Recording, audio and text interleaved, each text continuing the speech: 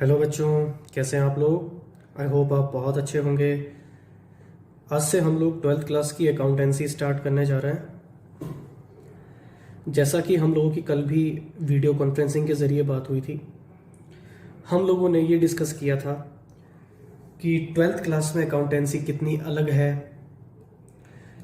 क्या basic rules change हो जाते हैं, क्या जो हमने सर 11th क्लास में पढ़ा था क्या वही यहाँ पे रहता है या कुछ अलग हमें पढ़ना है। ये कई सारे क्वेश्चंस हमारे मन में होते हैं जिसका मैंने आपको आंसर दिया था। और अगर मैं ब्रीफली एक बार थोड़ा सा बताऊं तो कल हम लोगों ने ये बात की थी कि जो बेसिक अकाउंटिंग रूल्स हैं वो कभी भी चेंज नहीं होते हैं। डेबिट क्रेडिट वाले रूल्स कभी चेंज नहीं होते हैं। अकाउंटिंग प्रोसेस चेंज नहीं होता है। जो अकाउंटिंग प्रोसेस है, जो अकाउंटिंग रूल्स है, सब वही होते हैं, एज इट इज़ होते हैं। बहुत हल्का फुल्का थोड़ा चेंज आता है। वो चेंज क्यों आता है, किस वजह से आता है? बच्चों, 11th क्लास में जो आपने अकाउंटिंग पढ़ी थी वो आपने एक बिजनेस के छोटे फॉर्मेट के लिए पढ़ी थी जिसको हम बोलते हैं सोल प्रोप्राइटरशिप। ठीक है, जिसमें बिजनेसमैन अकेला होता था, कैपिटल वही लगाता था, खर्चे भी सारे वही करता था और साल के एंड में जो प्रॉफिट या लॉस होता है वो पूरा उसी का होता था। ठीक है बच्चों, लेकिन अब 12th क्लास में आपको बिजनेस के दूसरे फॉर्मेट्स के लिए पढ़ना है। बिजनेस के दूसरे फॉर्मेट्स कौन से होते हैं? जैसे पार्टनरशिप, जैसे कंपनी। तो ये बिजनेस के जो बाकी फॉर्मेट्स हैं इनके लिए अकाउंटिंग कैसे होती है वो हमें 12th क्लास में पढ़ना है। सोल प्रोप्राइटरशिप के लिए आप 11th क्लास में पढ़ चुके हैं। अब हम लोग पढ़ेंगे कंपनी एंड पार्टनरशिप, मतलब बिजनेस के दूसरे फॉर्मेट्स के लिए। ठीक है बच्चों, तो आज से हम स्टार्ट कर रहे हैं कंपनी वाला पोर्शन। कंपनी वाले पोर्शन में मैंने आपको बताया था कि 3 चैप्टर हैं और टोटल मिला के ये अगर देखा जाए तो 27 मार्क्स कवर होता है कंपनी वाले पोर्शन में। ठीक है बच्चों, उन्हीं में से एक चैप्टर है issue of shares and debentures. यहाँ पे हम मेनली क्या पढ़ने वाले हैं? यहाँ पर हम लोग ये पढ़ने वाले हैं कि एक कंपनी अपनी अकाउंटिंग कैसे करती है। ठीक है बच्चों, तो कंपनी की अकाउंटिंग हम यहाँ पढ़ रहे हैं। इसके लिए सबसे इंपॉर्टेंट चीज़ है पहले कुछ बेसिक चीज़ें डिस्कस करना, जैसे कंपनी क्या होती है। ठीक है, कंपनी कितने तरह की होती है, कंपनी की कैरेक्टरिस्टिक्स क्या होती है, शेयर्स क्या होते हैं, शेयर्स कैसे इशू किए जाते हैं, ये सब हमको थ्योरेटिकल पार्ट में डिस्कस करना है। ये थ्योरेटिकल पार्ट डिस्कस किए बिना आपको चैप्टर नहीं आ सकता, इसीलिए आप सब लोग बहुत ध्यान से इसको पढ़ें। ठीक है बच्चों, चलिए तो सबसे पहले हम बात करते हैं कंपनी क्या होती है। कंपनी के बारे में एक बेसिक चीज़ हमें यह पता है कि कंपनी जो है वो बिजनेस का सबसे बड़ा फॉर्मेट है। सबसे ज़्यादा पैसे की रिक्वायरमेंट यहाँ पे होती है, सबसे ज़्यादा लोग इसमें होते हैं, प्रॉफिट भी सबसे ज़्यादा यहीं पर होता है। ठीक है बच्चों, ये जैसे एक नॉर्मल टॉक है, ये आपको पता होना चाहिए। लेकिन अगर एक कंपनी की प्रॉपर डेफिनेशन दी जाए तो कंपनी क्या होती है, ध्यान से पढ़िएगा। A company is an artificial person created by law. यहां तक समझो बेटा पहले। Company is an artificial person.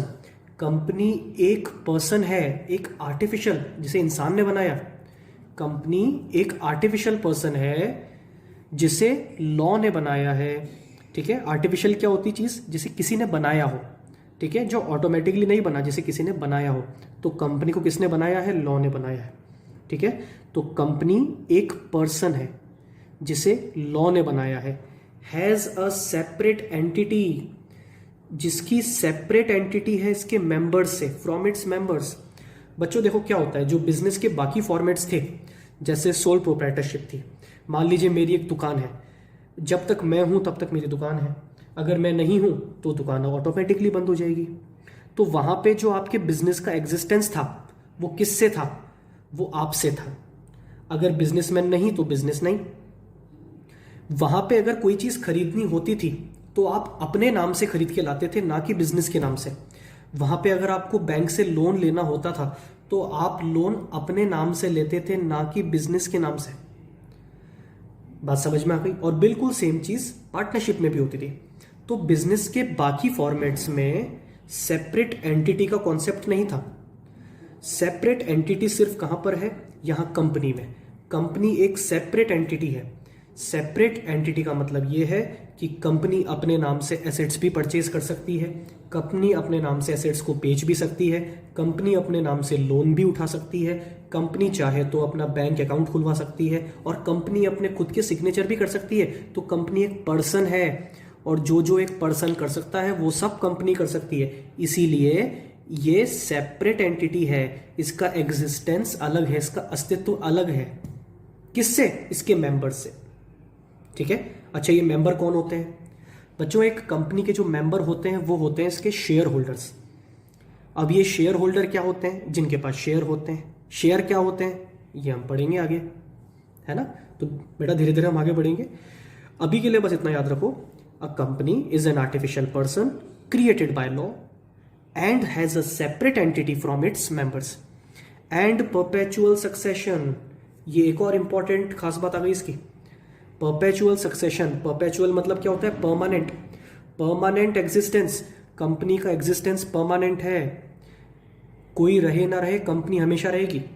मान लीजिए एक एग्जांपल इसका दिया जाता है कि एक प्लेन में बैठ के कंपनी के सारे मेंबर जा रहे थे, और वो प्लेन अगर क्रैश हो जाए और कंपनी के सारे मेंबर मर जाएं, तो क्या कंपनी भी मर जाएगी? क्या कंपनी खत्म हो जाएगी? नहीं, कंपनी फिर भी रहती है।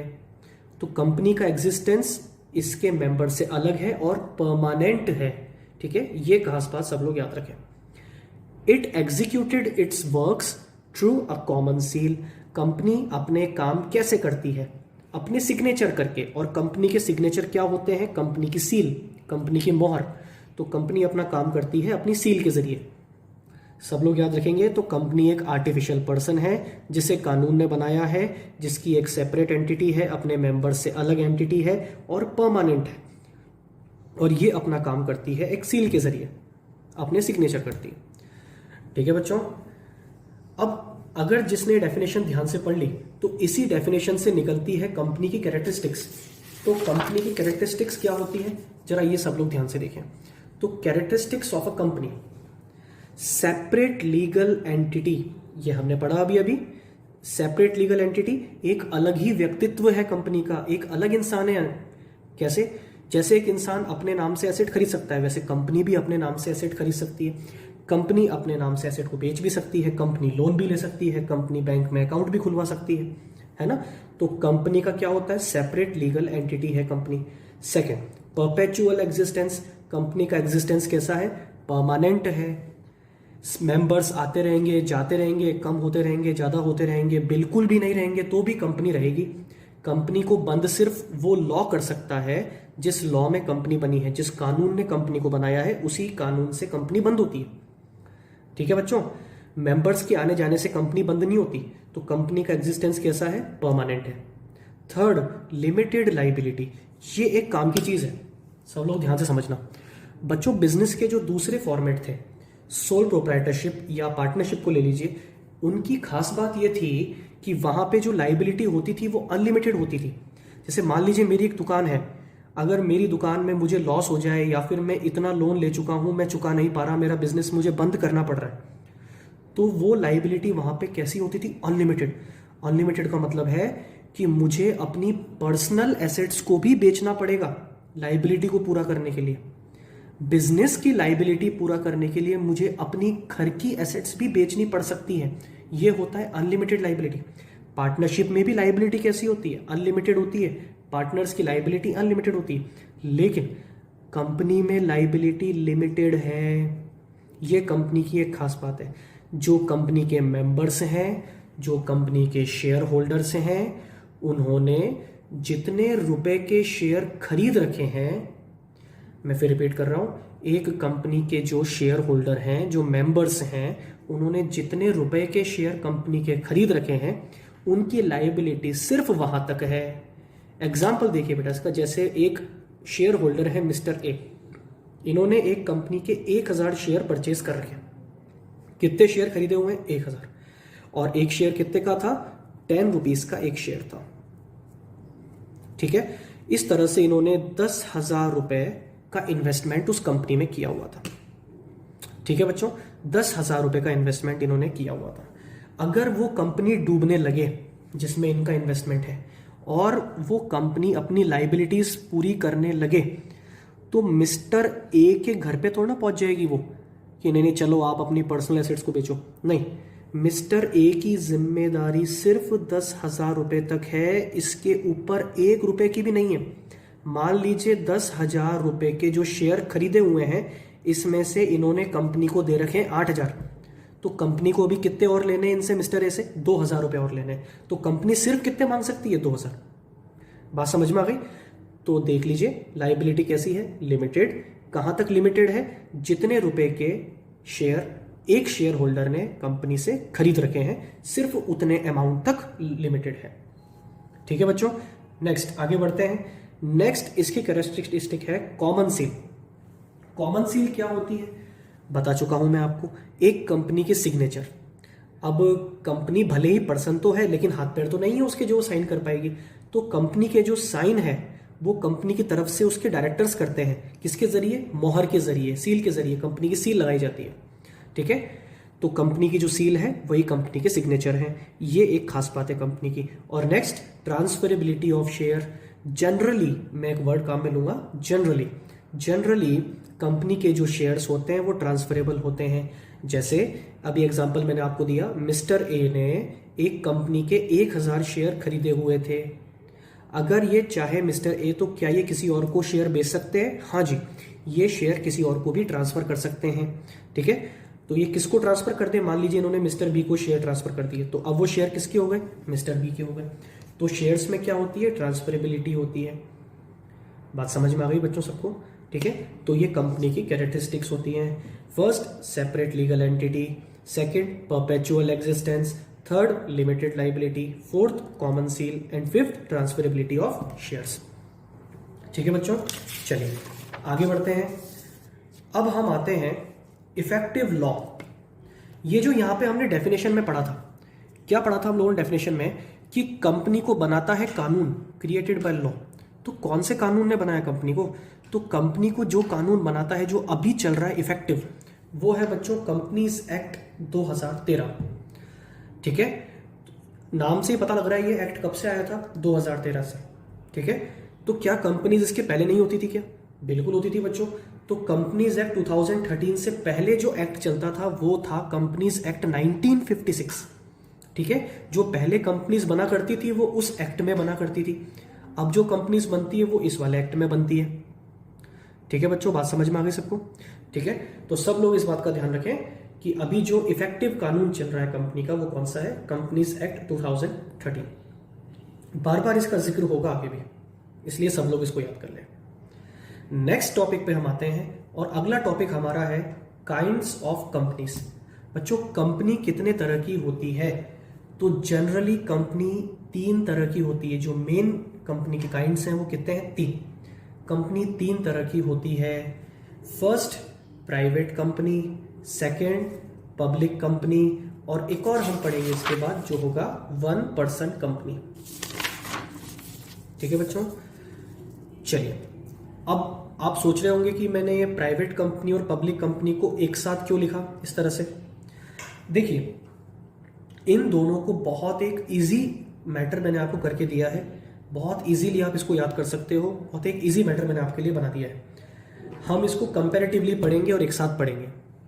ठीक है बच्चों, देखिए प्राइवेट कंपनी क्या होती है पहले हम इसको समझते हैं, एक एक पॉइंट के कंपैरिजन में हम पब्लिक कंपनी भी पढ़ेंगे, लेकिन है ना, ये बात सब लोग याद रखें। चलिए, प्राइवेट कंपनी वो कंपनी है जिसकी minimum paid up share capital 1 lakh rupees है। अब आप लोग बोलेंगे ये पेड अप शेयर कैपिटल क्या होती है, ये टर्म तो बड़ी अजीब है सर, ये तो पहले हमने कभी सुनी ही नहीं। हाँ, ये कैपिटल जरूर हमने सुना है बच्चों, ये कैपिटल ही है, लेकिन इस पूरी टर्म का मतलब क्या है ये हम आगे समझेंगे। लेकिन अभी के लिए बस आप इतना याद रखिए कि एक बिजनेस को शुरू करते टाइम कैपिटल की ज़रूरत होती है। ऑब्वियसली पैसा चाहिए लगाने के लिए, एक बिजनेस को शुरू करते समय कैपिटल की ज़रूरत होती है। उसी तरह से कंपनी को जब आप शुरू करेंगे तो भी तो आपको कैपिटल चाहिए। तो मिनिमम कितनी कैपिटल आपके पास, कितने रुपए आपके पास होने चाहिए।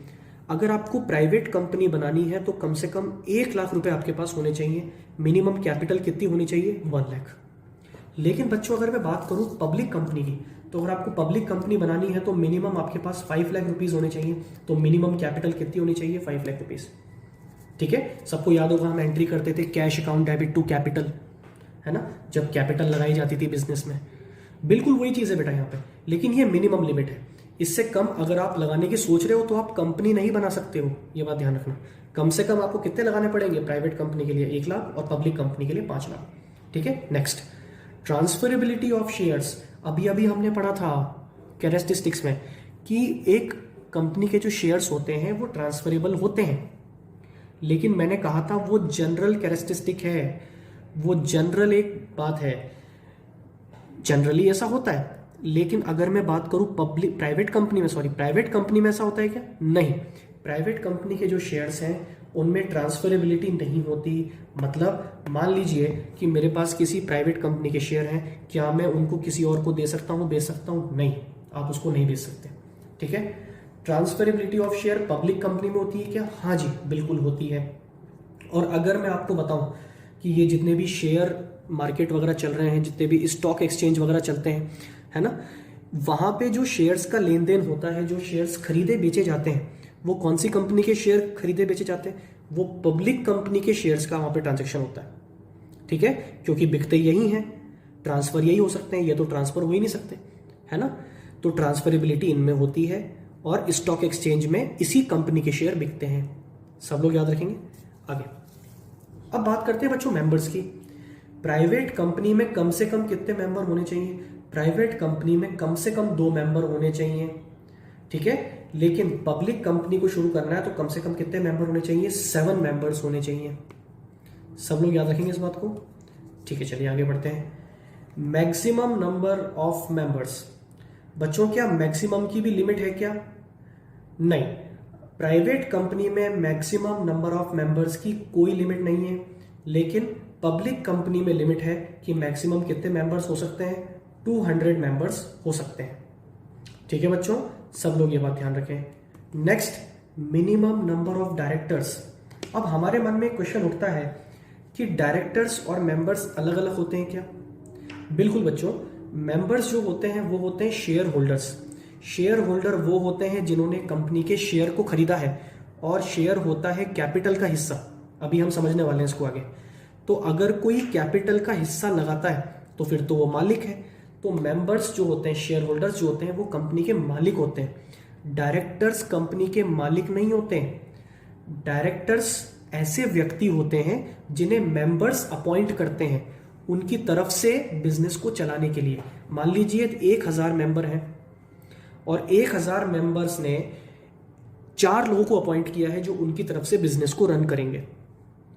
ठीक है, तो वो 4 लोग कौन कहलाएंगे? डायरेक्टर्स। वो मालिक नहीं है, वो सिर्फ एक प्रतिनिधि है उनके, वो सिर्फ उनकी एक तरह से एजेंट है, वो सिर्फ उनका वर्क करते हैं।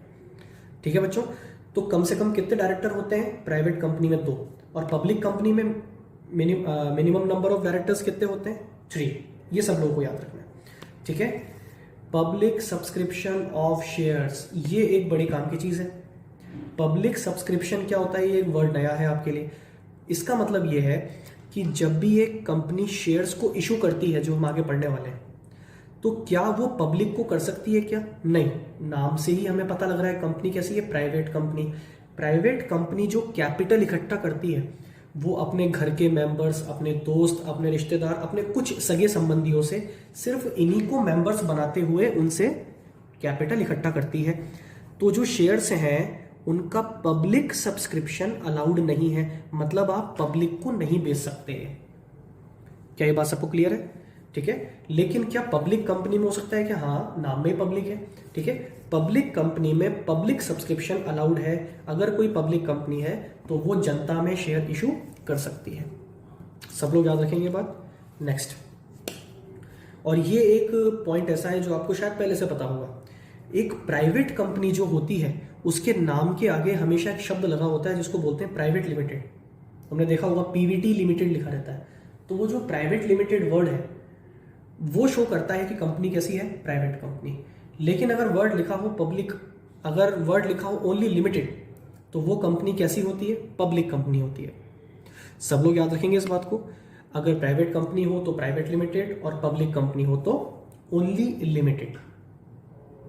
ठीक है बच्चों, क्या सब लोगों को ये बात क्लियर हो गई जो मैंने बोली है? ठीक है, अभी तक हमने क्या पढ़ लिया? अभी तक हमने कंपनी की डेफिनेशन पढ़ी है, इसके अलावा कंपनी की कैरेक्टरिस्टिक्स पढ़ी है, कंपनी का जो लॉ है, इफेक्टिव लॉ, वो कौन सा वाला है वो हमने पढ़ा, और कंपनी 3 तरह की होती है जिसमें से 2 हमने पढ़ लिया, private and public. Private company ऐसी कंपनी जिसमें कम से कम 1 लाख रुपया चाहिए, शेयर को ट्रांसफर नहीं कर सकते हो, मिनिमम 2 मेंबर होते हैं, मैक्सिमम की लिमिट नहीं है, मिनिमम डायरेक्टर 2 होते हैं, पब्लिक सब्सक्रिप्शन यहाँ पे अलाउड नहीं है। ठीक है, और नाम के आगे ये प्राइवेट लिमिटेड लगाती है। पब्लिक कंपनी वो होती है जहां पे मिनिमम कैपिटल कितनी होनी चाहिए? 5 लाख। ट्रांसफरेबिलिटी बिल्कुल शेयर्स की होती है, आप कभी भी किसी को भी बेच सकते हो, शेयर मार्केट में इनका बिजनेस होता है। मिनिमम नंबर ऑफ मेंबर्स 7 है, मैक्सिमम नंबर ऑफ मेंबर 200 है, मिनिमम नंबर ऑफ डायरेक्टर्स 3 है, public subscription of share allowed होता है, और name of company ends with limited. Company का जो नाम है उसके आगे लगा होता है लिमिटेड। बच्चों अब हम एक तीसरे फॉर्मेट की तरफ आते हैं। तीसरा जो टाइप है कंपनी का वो कौन सा है? 1 पर्सन कंपनी, ओपीसी। ये एक्चुअली पहले नहीं चला करता था, पहले सिर्फ पब्लिक और प्राइवेट कंपनी 2 तरह की ही कंपनीज हुआ करती थी। लेकिन जब कंपनीज एक्ट 2013 आया तो ये एक नई तरह की कंपनी को इंट्रोड्यूस किया गया, 1 पर्सन कंपनी। जैसे नाम से ही पता लग रहा है इसमें पर्सन एक ही है, मतलब इसमें मेंबर सिर्फ एक है, नंबर ऑफ मेंबर 1। ठीक है, कब आया ये इंट्रोड्यूस्ड बाय कंपनीज एक्ट 2013। ठीक है, मिनिमम पेड अप कैपिटल इसकी भी कितनी है? 1 lakh. Number of directors minimum यहाँ पे होते हैं 1, मैक्सिमम होते हैं 15। ठीक है, याद रखना, थ्योरेटिकली ये इंपॉर्टेंट है, इसका क्वेश्चन आ सकता है। ठीक है, एक बात और, अब हमारे मन में ये क्वेश्चन आना चाहिए कि सर यहाँ पे बिजनेस करने वाला बंदा एक ही है ना, तो फिर ये सोल प्रोप्राइटरशिप से अलग कैसे है? बच्चों एक चीज मैंने आपको बताई थी, याद करो, बिजनेस के जो दूसरे फॉर्मेट थे वहां पे लाइबिलिटी कैसी होती थी? लिमिटेड या अनलिमिटेड? अनलिमिटेड। लेकिन ये जो कंपनी है, कंपनी में लाइबिलिटी कैसी होती है? लिमिटेड। कॉमन बात यह है, वहां भी बंदा एक था, ओपीसी में भी बंदा एक ही है, लेकिन लाइबिलिटी कैसी है यहाँ पे? लिमिटेड। ठीक है, जबकि वहां पे कैसी थी? अनलिमिटेड थी। ठीक है, तो यही बात मैंने यहां लिखी है, देखिए बच्चों, it is different than sole proprietorship because it has separate entity and limited liability। ये दोनों ही चीजें सोलो प्रोप्राइटरशिप में नहीं हुआ करती थी। ठीक है, यहाँ पे बंदा एक है, लेकिन ये 2 खासियत यहाँ पे है जो कंपनी में होती है, इसीलिए ये थोड़ा अलग है। ठीक है, तो ये हो गई बच्चों 1 पर्सन कंपनी। चलिए, तो अभी तक हमने डिस्कस कर लिया सबसे पहले डेफिनेशन, इसके बाद कैरेक्टरिस्टिक्स, इसके बाद हमने इफेक्टिव लॉ, उसके बाद काइंड्स ऑफ कंपनी। 3 तरह की कंपनी है, private, public and 1 person company. ठीक है बच्चों, चलिए बच्चों थोड़ा आगे बढ़ते हैं। अब हम आते हैं शेयर्स पे। ये शेयर्स क्या होते हैं, ये टर्म क्या है और इसकी जरूरत क्या है? बेटा देखो, जैसे कि एक बहुत कॉमन सेंस वाली बात है, बिजनेस का फॉर्मेट जैसा होता है, कैपिटल की ज़रूरत भी वैसी ही होती है। जैसे मान लीजिए मुझे एक छोटी सी दुकान खोलनी है, तो मुझे कैपिटल की ज़रूरत थोड़ी कम होगी। ऑब्वियसली अगर मैं सोल प्रोप्राइटर हूँ तो मुझे कैपिटल की ज़रूरत थोड़ी कम होती है। अगर पार्टनरशिप की तरफ बढ़े तो थोड़ी कैपिटल वहाँ ज़्यादा चाहिए। लेकिन अगर हम बिजनेस के सबसे बड़े फॉर्मेट की तरफ आ रहे हैं जो कंपनी है, तो ऑब्वियसली यहाँ पे कैपिटल की रिक्वायरमेंट बहुत ज़्यादा है। ठीक है बच्चों, अब मान लीजिए, अभी मैं डेफिनेशन पे नहीं जा रहा हूँ, पहले हम जनरल बात कर रहे हैं। मान लीजिए मुझे कंपनी शुरू करने के लिए पैसा चाहिए कम से कम 10 लाख। ये मैंने अमाउंट बहुत कम लिया है ना। जनरली कंपनीज बहुत बड़े अमाउंट के साथ खुलती है, लेकिन अभी हम नॉर्मल बातचीत कर रहे हैं। ठीक है, तो मान लीजिए कि कैपिटल की जरूरत है 10 लाख। अब कंपनी नई नई है, अब न्यू कंपनी अगर 10 लाख रुपए अरेंज करना चाहेगी तो कहाँ से करेगी? सबसे पहला ऑप्शन हमारे मन में आता है, चलिए हम बैंक से लोन लेके आते हैं। अगर आप बैंक से लोन लेने जाएंगे तो आपने एक टर्म सुनी होगी, क्रेडिट स्कोर। वो क्रेडिट स्कोर का मतलब ये होता है कि आपने पहले जितने लोन लिए हैं उनका जैसे जैसे आपने पेमेंट किया है, अगर टाइम पे पेमेंट किया है तो आपका कुछ क्रेडिट स्कोर होता है ना, और क्रेडिट स्कोर जितना अच्छा होता है लोन उतना ही आपको दिया जाता है। लेकिन एक कंपनी नई है और न्यू कंपनी का तो कोई भी क्रेडिट स्कोर होता ही नहीं है, तो क्या कोई एक नई कंपनी को बैंक लोन दे देगा क्या? और जैसा कि मैंने आपको बताया बच्चों, ये अमाउंट बहुत कम है। मान लीजिए 50 लाख, 60 लाख, 70 लाख, 80 लाख, 100 लाख, 150 लाख, इतने रुपए की आपको आवश्यकता है कंपनी के लिए, तो आप क्या बैंक से लोन लेने जाओगे क्या? नहीं, वो ऑप्शन हो गया कैंसिल। तो फिर हम कैपिटल कैसे लेके आए? क्योंकि कैपिटल जब तक लगाएंगे नहीं तब तक बिजनेस शुरू होगा नहीं। हमें वो एंट्री भी तो करनी है ना, cash account debit to capital account, जो हमने 11th क्लास में करी थी। अब वो एंट्री तब करेंगे ना जब आप ये पैसा आपके पास आ जाए। बैंक तो नहीं दे रहा ये पैसा, तो ये कैपिटल कहाँ से लेके आए? बच्चों, इसका एक नायाब तरीका निकाला गया। क्या तरीका निकाला?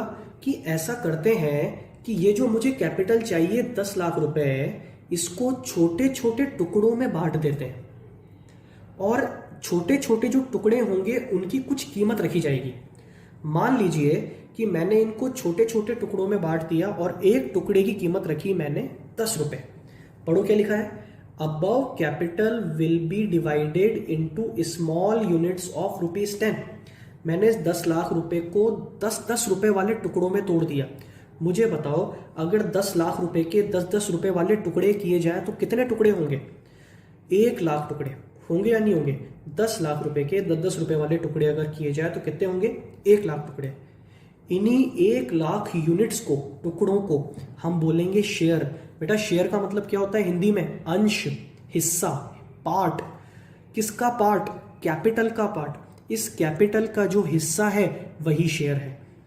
तो ये जो 1 लाख हिस्से हैं, 1 लाख शेयर है, कंपनी अब क्या करेगी? कंपनी इनको पब्लिक को देगी, पब्लिक से रिक्वेस्ट करेगी कि प्लीज आप हमारे 1 लाख शेयर खरीद लीजिए और हमें एक शेयर के बदले में 10 रुपए, तो 1 लाख के बदले में कितने आ जाएंगे? 10 लाख रुपए आप हमें दे दीजिए। तो लोग कितने शेयर खरीद लेंगे?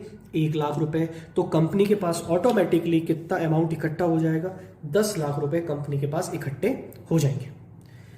Is that clear? ठीक है बच्चों, अब हमारे मन में ये सवाल उठता है कि हम बेवकूफ हैं क्या? हम क्यों खरीद लेंगे 1 लाख शेयर? हम 10 रुपए क्यों खर्च करें?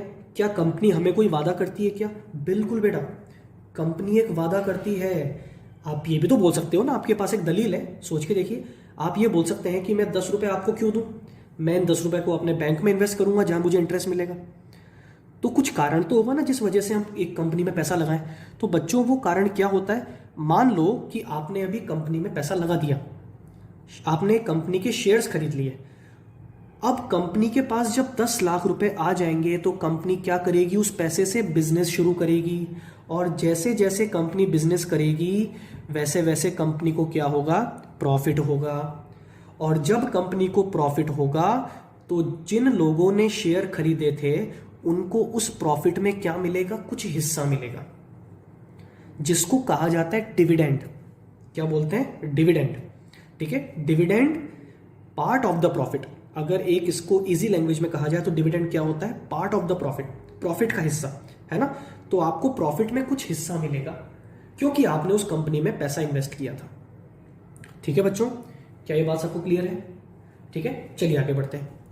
दूसरी चीज, जब कंपनी का काम पूरा हो जाएगा या फिर कंपनी बंद होने लगेगी तो जो आपने 10 रुपए लगाए थे वो 10 रुपए भी आपको वापस मिल जाएंगे। क्या ये बात क्लियर है? देखिए, ये 10 रुपए अलग हैं और वो जो आपको प्रॉफिट मिलेगा वो अलग है। आपने जो पैसा इन्वेस्ट किया है उससे कंपनी ने जो प्रॉफिट कमाया, उस प्रॉफिट में से कंपनी आपको कुछ पैसा देगी जिसको बोलते हैं डिविडेंड। नंबर 1 चीज। लेकिन इसका मतलब ये नहीं है कि आपका जो प्रिंसिपल अमाउंट है वो डूब रहा है, नहीं। कंपनी आपको रिटर्न करेगी, लेकिन कब रिटर्न करेगी? कंपनी ये आपको रिटर्न करेगी जब कंपनी बंद होने लगेगी या फिर कंपनी डिसाइड कर ले कि हमें रिटर्न करना है, तब कर सकती है। क्या ये बात क्लियर है सबको? चलिए आगे बढ़ते हैं। बेटा, ये हो गई शेयर की कहानी। अगर हम इसकी अब डेफिनेशन पे आ जाए तो आपको बहुत अच्छे समझ में आ जाएगा कि शेयर क्या होते हैं। Total capital of company is divided into units of small denomination. Company की जो टोटल कैपिटल होती है वो छोटे छोटी कीमत वाली टुकड़ों में डिवाइडेड होती है, छोटी कीमत वाले टुकड़ों में। छोटी कीमत जो यहाँ पे हमने बताई थी 10 रुपए, बेटा वो 100 रुपए भी हो सकता है, 80, 90, 50, 1100, 1200, 500, 600, कुछ भी हो सकता है। एक शेयर की कीमत कितनी भी हो सकती है, वो जो टुकड़ा है वो कितने भी रुपए का हो सकता है। मैटर यहाँ पे ये करता है कि टोटल कैपिटल को छोटे छोटे टुकड़ों में बांटा जा रहा है जिनकी एक निश्चित कीमत है, जो मैंने एग्जांपल में 10 रुपए लिया था। क्लियर है सबको? Total capital of company is divided into units of small denomination, each such unit is called share. उस हर टुकड़े को क्या कहा जाता है? शेयर। मैं हल्का सा रिवाइज करवा रहा हूं, मुझे चाहिए 10 लाख रुपए, मैं 10 लाख रुपए ऐसे इकट्ठे नहीं कर पा रहा, तो मैंने क्या किया, 10 लाख रुपए के छोटे छोटे 10 रुपए वाले टुकड़े कर दिए। तो कितने टुकड़े हो गए? 1 लाख। अब मैंने ये टुकड़े पब्लिक को दे दिए, किसी ने 100 खरीदे, किसी ने 1000 खरीदे, किसी ने 500 खरीदे, ऐसे करके लोगों ने मेरे 1 लाख टुकड़ों को खरीद लिया और हर टुकड़े के बदले में 10 रुपए मुझे दे दिए। तो मेरे पास कितने रुपए आ गए? 10 लाख रुपए आ गए। फिर कंपनी क्या करेगी? इन 10 लाख रुपए से अपना बिजनेस करेगी। बिजनेस करेगी तो क्या होगा? प्रॉफिट होगा। प्रॉफिट होगा तो कंपनी उसमें इनको, जिन्होंने शेयर खरीदे थे उनको क्या देगी? डिविडेंड देगी। ठीक है। और जब कंपनी का काम पूरा हो जाएगा तो कंपनी आपका ये प्रिंसिपल अमाउंट जो है, जो मूल पैसा आपने लगाया था, वो भी कंपनी आपको लौटा देगी। ठीक है। तो ये होते हैं, इसको हम बोलते हैं बच्चों शेयर्स। अब ये जो शेयर हैं ये 2 तरह के हो सकते हैं और यहां से बहुत इंपॉर्टेंट पार्ट स्टार्ट हो रहा है, सब लोग ध्यान से पढ़िएगा। एक कंपनी में जो शेयर हैं वो 2 तरह के हो सकते हैं। अ कंपनी में इशू 2 टाइप्स ऑफ शेयर। अब हम पढ़ रहे हैं टाइप्स ऑफ शेयर। बच्चों फर्स्ट हो सकता है preference share, second equity share. ये बहुत इंपॉर्टेंट चीज है, सब लोग ध्यान से पढ़िएगा। First preference share and second equity share. Preference share क्या होता है, इक्विटी शेयर क्या होता है, अब हम इस पे आते हैं। ठीक है दोनों ये शेयर ही, इस बात को ध्यान में रखें, दोनों से ही कैपिटल इकट्ठी होती है, दोनों की ही एक कीमत होती है, दोनों ही छोटे छोटे टुकड़े होते हैं जिनको हम मार्केट में बेचते हैं। ठीक है। लेकिन कुछ बेसिक इनमें फर्क है जो हमें समझना पड़ेगा। ठीक है। फर्स्ट हम डिस्कस करने वाले हैं प्रेफरेंस शेयर के बारे में।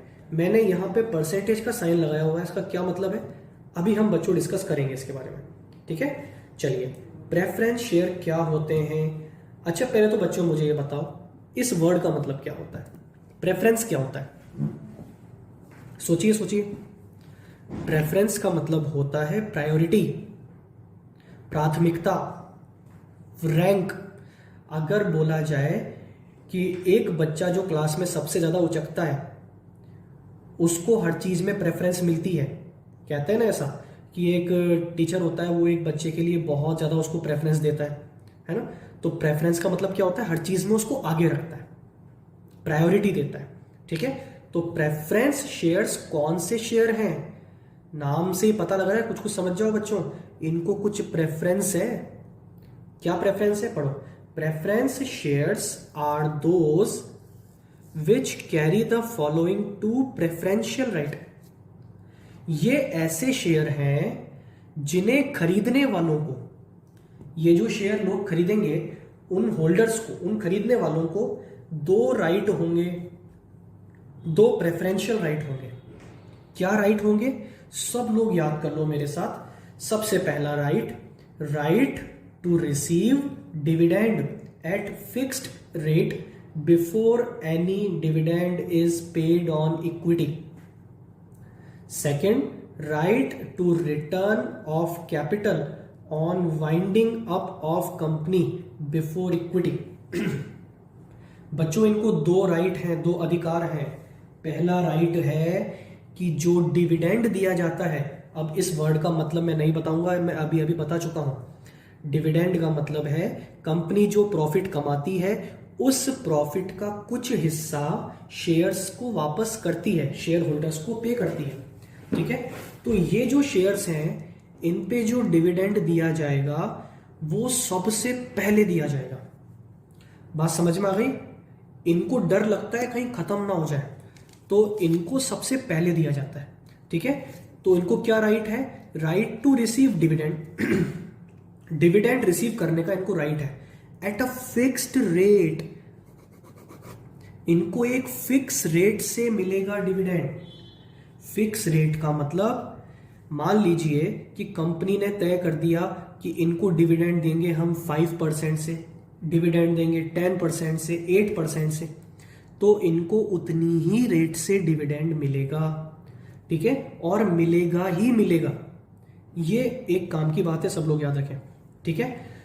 तो पहला राइट क्या है, डिविडेंड इनको मिलेगा before any dividend is paid on equity, fix rate से मिलेगा। और एक और काम की बात, before any dividend is paid on equity, equity share अभी हम पढ़ेंगे आगे, नेक्स्ट वही है इक्विटी शेयर वालों से पहले मिलेगा, ठीक है। डिविडेंड चाहिए, फिक्स रेट से चाहिए और इक्विटी वालों से पहले चाहिए।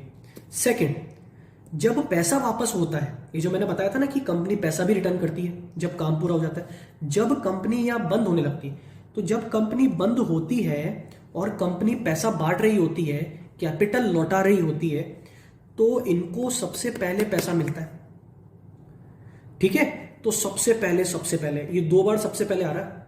इनको 2 राइट हैं, पहला राइट है पहले डिविडेंड मिलेगा और दूसरा राइट है पहले पैसा भी वापस मिलेगा, है ना। Right to receive dividend, dividend पहले मिलेगा, फिक्स रेट से मिलेगा। और राइट टू रिटर्न कैपिटल, इनको कैपिटल भी रिटर्न पहले मिलेगी, लेकिन इनको दुश्मनी है। किससे दुश्मनी है, बिफोर इक्विटी, इनको इक्विटी वालों से पहले चाहिए हर चीज। जैसे घर में 2 बच्चे होते हैं ना, तो छोटा वाला बच्चा होता है वो ज्यादा उचकता है कि घर में कोई चीज अगर आई है मुझे पहले दो, उसका डर होता है कहीं खत्म ना हो जाए, है ना। उसी तरह से ये प्रेफरेंस शेयर्स है। प्रेफरेंस शेयर जो है इनके होल्डर्स कैसे होते हैं, थोड़े ये डरपोक किस्म के लोग हैं, थोड़ा समझिएगा ध्यान से। कई लोग ऐसे होते हैं ना जो शेयर मार्केट में पैसा लगाने से डरते हैं, किसी कंपनी के शेयर खरीदने से डरते हैं, ये वो लोग हैं जिनको थोड़ा डर लगता है। बात समझ में आ गई। अब डर लगता है तो इनको इंश्योर कैसे करें, तो कंपनी बोलती है अजी आप चिंता मत करो, आपको हम फिक्स रेट से डिविडेंड देंगे और खत्म नहीं होने देंगे, इक्विटी वालों से पहले देंगे आपको, तो ठीक है, तो इनको पहले मिल जाता है। और दूसरी चीज, जब पैसा वापस लौटा रहे होते हैं तो भी इनको पहले मिलता है, मतलब इनको पूरी तरह से क्या कर दिया हमने, सिक्योर कर दिया। इसीलिए इनको क्या कहा गया, प्रेफरेंस शेयर। इनको इन 2 चीजों में क्या है, प्रेफरेंस है, डिविडेंड पाने में और कैपिटल को वापस पाने में, ठीक है बच्चों। Next, but preference share holders don't have the following rights. लेकिन अब इतना बड़ा प्रिविलेज इनको है, तो जाहिर सी बात है कुछ नुकसान भी होंगे। बिल्कुल, जब आप इतने नालायक हो कि आपको हर चीज पहले चाहिए, तो कुछ राइट्स आपसे छीन भी लिए गए हैं। क्या, फर्स्ट वोटिंग राइट। याद रहे, ये कंपनी के सुख दुख के साथी नहीं है, इनको पैसा चाहिए, सबसे पहले पैसा चाहिए, भले कंपनी का कुछ भी हो, कंपनी डूबे करे, इनको कोई फर्क नहीं पड़ता। तो फिर कंपनी भी क्या कहती है कि जब आपको सिर्फ पैसे से मतलब है, हमसे मतलब नहीं है, तो आपको फिर हमारे मामलों में इंटरफेरेंस करने का कोई अधिकार नहीं है। तो जो कंपनी की मीटिंग होती है उसमें आने का इनको कोई राइट नहीं है, तो ऑब्वियसली इनको वोटिंग करने का भी राइट नहीं है। दूसरा, right to participate in management में इंटरफेरेंस का, मैनेजमेंट में पार्टिसिपेट करने का इनको राइट नहीं है। क्या ये बात सब लोग याद रखेंगे, ठीक है। तो इनको कौन से 2 राइट है, पहले डिविडेंड पाने का, पहले कैपिटल पाने का। कौन से 2 राइट नहीं है, वोटिंग राइट्स इनको नहीं है और दखल अंदाजी करने का राइट इनको नहीं है मैनेजमेंट में, ठीक है बच्चों। क्या सब लोग याद रखेंगे प्रेफरेंस शेयर। और ये नाम के आगे ये परसेंटेज किस चीज की है, ये वही है जो मैंने आपको बताया, इनको जो फिक्स रेट से डिविडेंड मिलता है उस फिक्स रेट को इनके नाम के आगे लगाया जाता है। जैसे मान लीजिए प्रेफरेंस शेयर है 10% वाले, तो उनका नाम क्या लिखा जाएगा, 10% प्रेफरेंस शेयर। मान लीजिए उन पे रेट फिक्स है 8%, तो क्या लिखा जाएगा, 8% प्रेफरेंस शेयर, ठीक है। सब लोग समझ पा रहे हैं मेरी बात को। चलिए आगे बढ़ते हैं। नेक्स्ट टाइप ऑफ जो शेयर है वो है इक्विटी शेयर। बच्चों इक्विटी शेयर क्या होता है, अकॉर्डिंग टू कंपनीज एक्ट, देखिए बड़ी अजीब सी डेफिनेशन इसकी। According to companies act, equity share are those which are not preference share. है ना, बड़ी अजीब बात। ये ऐसे शेयर हैं जो प्रेफरेंस शेयर नहीं है। अच्छा मुझे बताओ इसका मतलब क्या हुआ। बच्चों इसका मतलब ये हुआ कि प्रेफरेंस शेयर वालों को जो 2 राइट मिले हुए थे वो इनको नहीं होते। इनको डिविडेंड बेचारों को मिलता तो है, लेकिन कब मिलता है? प्रेफरेंस शेयर वालों को डिविडेंड देने के बाद मिलता है, अगर कुछ बच जाए प्रॉफिट तो। मान लीजिए 10,000 रुपए का प्रॉफिट हुआ और 10,000 रुपए में से 7,000 रुपए का प्रॉफिट तो प्रेफरेंस वालों को बांटने में ही खत्म हो गया। अब कितना बचा? 3,000। तो इनको सिर्फ कितना मिलेगा? 3,000। लेकिन बच्चों, एक पहलू और है इस चीज का। जैसे घर में मम्मी होती है ना, तो ये मम्मी की तरह है। मान लीजिए कि घर में मेहमान आए हैं और मेहमानों के लिए कोई चीज आई है। आप कचौरी लेके आए मार्केट से। अब मेहमान अगर मान लीजिए ज्यादा आ गए तो कुछ भी नहीं बचेगा, लेकिन मेहमानों को आप खिलाओगे, भले आप खुद ना खाओ। लेकिन मान लीजिए कि मेहमान आए कम, मेहमान कम आए तो बचेगा आइटम ज्यादा। तो वो ज्यादा आइटम किसका है? आपका है ना, आपको ज्यादा खाने को मिल जाएगा। इस तरह से मम्मी जो है वो घर में खाना बनाती है। घर में खाना अगर मान लीजिए कभी गलती से कम बन जाए तो बेचारी मम्मी खुद भूखी रह लेती है, लेकिन आपको खाना खिलाती है ना। बिल्कुल। असली मालिक कौन हुई घर की? मम्मी हुई।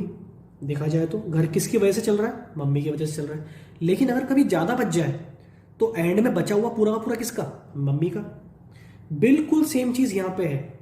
ये ऐसे शेयर हैं जिनके होल्डर कंपनी के असली मालिक है। बच्चों, असली मालिक कैसे?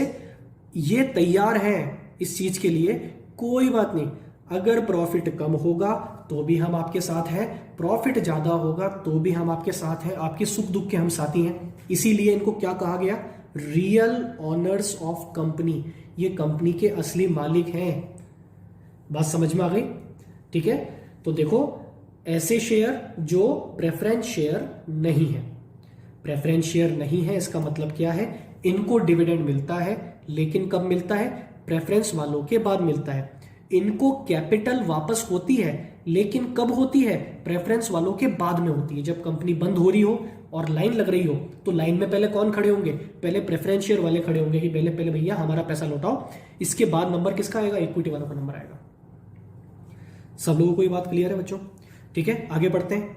Holders of these shares are real owners of company who have right to maximum risk and rewards. ये वही वाली बात है जो मैंने आपको बताई। अगर रिस्क ज्यादा ले रहे हो तो बच्चों रिवॉर्ड भी ज्यादा है। मान लीजिए किसी साल प्रॉफिट इतना हो गया, भर भर के हो गया, तो प्रेफरेंस वालों को तो उतना ही मिलेगा जितनी उनकी रेट फिक्स थी, और बाकी जो पूरा का पूरा बच गया वो किसका? इक्विटी वालों का। कम बचे तो कम इनका, ज्यादा बचे तो ज्यादा इनका। चलिए, इनकी कुछ खास बात है, एक बार पढ़ लेते हैं जल्दी से।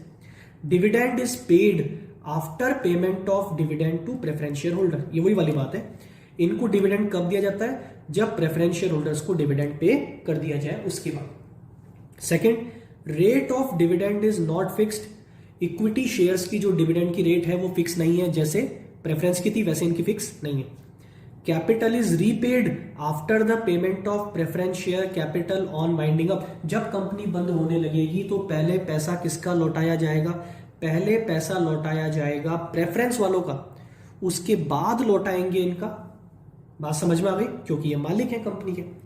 Next, equity share holder have voting right. बेटा, ये जो 2 राइट प्रेफरेंस वालों को नहीं थे ना, वो इनको है, क्योंकि ये तो मालिक है। इनको वोटिंग राइट भी है। ये कंपनी की जो एनुअल जनरल मीटिंग होती है उसमें आते भी हैं, डिसीजंस भी लेते हैं, वोट भी करते हैं और मैनेजमेंट में पार्टिसिपेट भी करते हैं। Equity share holder have right to participate in management. ठीक है बच्चों, तो क्या ये सबको याद हो गए? 2 टाइप ऑफ शेयर्स। ठीक है, फर्स्ट आपका प्रेफरेंस शेयर, जिनको डिविडेंड पहले मिलता है, फिक्स रेट से मिलता है, और कैपिटल भी पहले मिलती है। किससे? दोनों चीज किससे पहले? इक्विटी वालों से पहले। लेकिन इनको 2 राइट नहीं होते।